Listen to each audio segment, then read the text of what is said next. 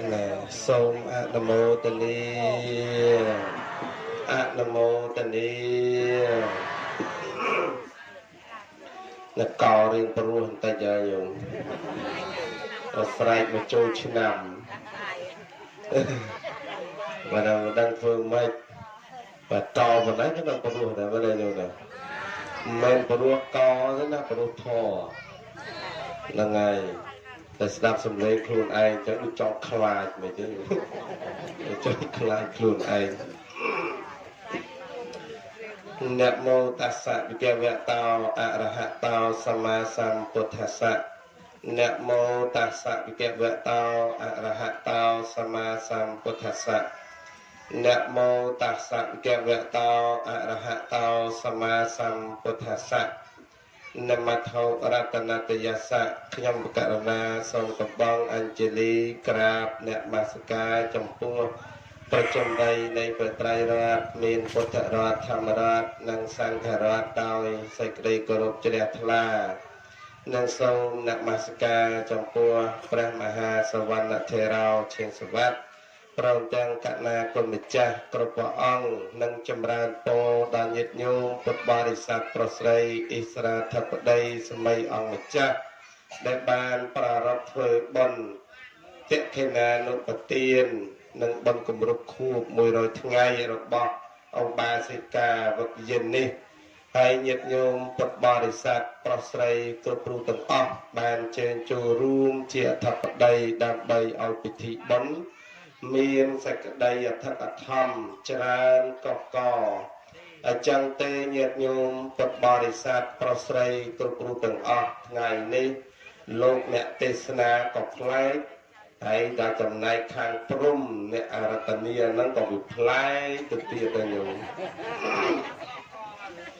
ណាវាប្លែកទាំងអស់ទាំងដងទៅចោះទៅអាទាំងបីទាំងស្គរទៅមកទៅមកវាពិបាកទៅណាញោមណាបើមិនដឹងធ្វើម៉េចបើវាទៅអញ្ចឹងទៅហើយបើថាព្រំអីវាថាវរៈរੂអញ្ចឹងឲ្យតែបានលោកអ្នកទេសនឹងកយរៀងព្រោះស្រឡះបន្តិចទៅក៏អត់វាទៅទាំងអស់ត្មងយល់អានេះវាមិនមែនសោទេណាញោមអ៊ូបណ្ដោយគេថាត្រោអ៊ូមិនមែនត្រោសោទេណា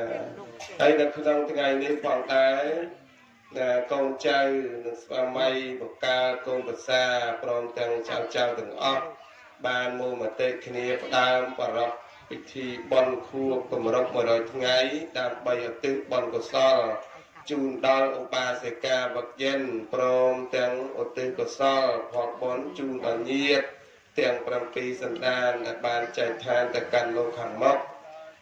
កម្មវិធីបុណ្យថ្ងៃប្រហោះ12រោចខែចែកឆ្នាំខាលសតវត្សរ៍ពុទ្ធសករាជ2565ត្រូវនៅថ្ងៃទី28ខែមេសាឆ្នាំ2022វេលាម៉ោង3រសៀលជួបជុំពុទ្ធបរិស័ទប្រុសស្រីចិត្តឆ្ងាយទាំងអស់ធ្វើបដិមាសិកាព្រះរតនត្រ័យ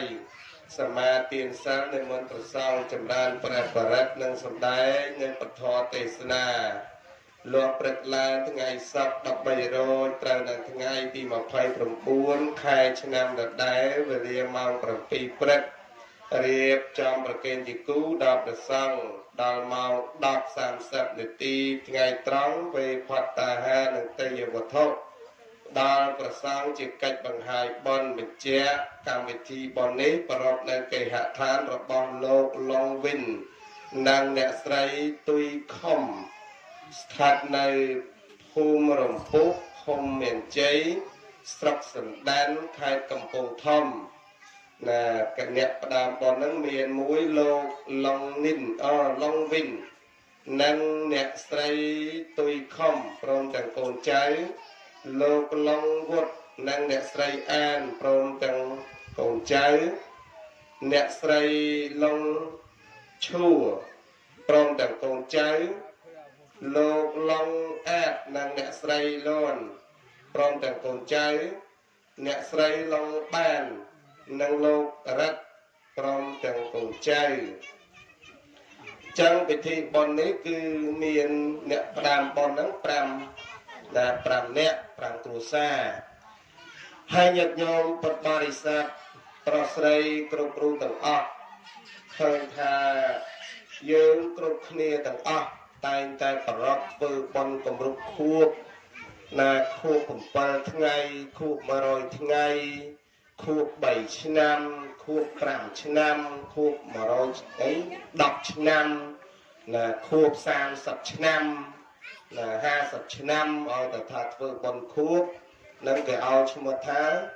សង្កតាតកេណាទានដែលយើងត្រូវធ្វើគ្រប់គ្នា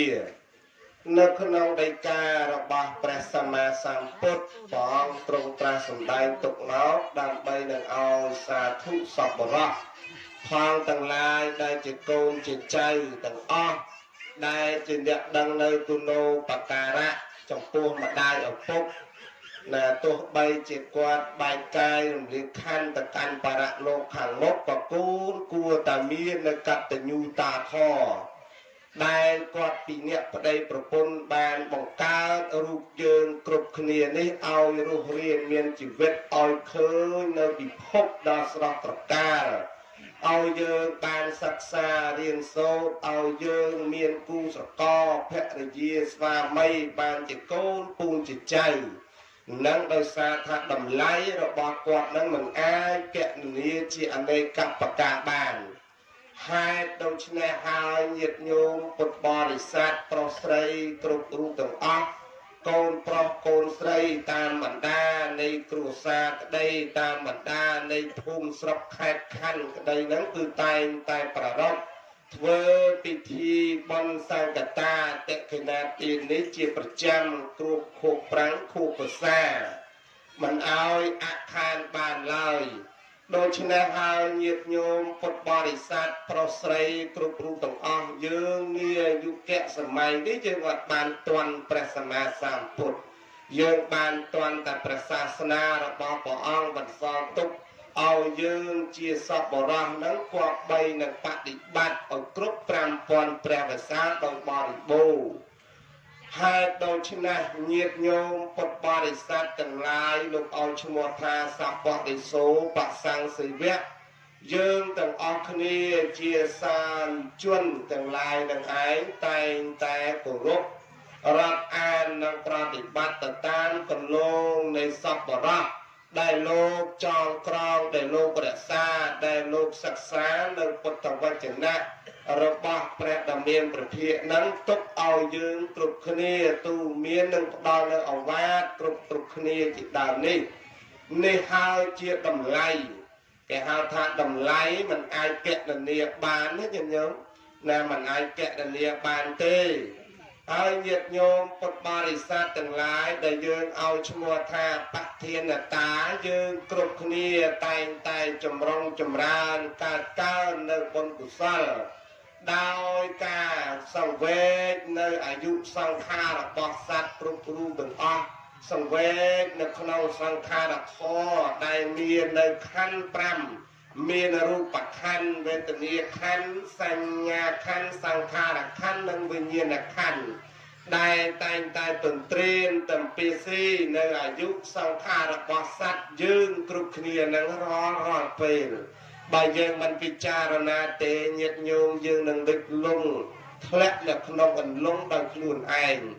តែដូច្នេះហើយអ្នកមានអ្នកក្រស្ដេចមន្ត្រីសទ្ធិយ៉ាងណាក៏នៅតែងាប់ប្រសង់អ្នកប្រាជ្ញកោវិតបណ្ឌិតអីយ៉ាងណាក៏នៅតែអស់ជីវិតនៅងារចុងបញ្ចប់ដដែល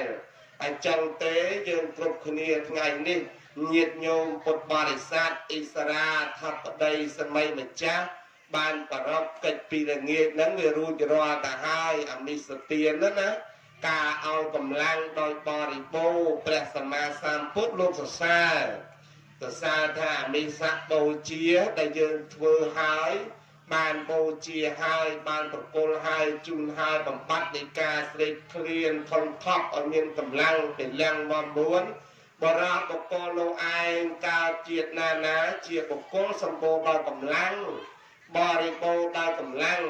ហើយបន្តមកទៀតអិសរាធិបតីសម័យម្ចាស់បានឲ្យនៅធម៌មួយទៀតក៏ឲ្យឈ្មោះថាធម្មធម៌នៃញាតិញោមឲ្យធម៌ជាទានឲ្យ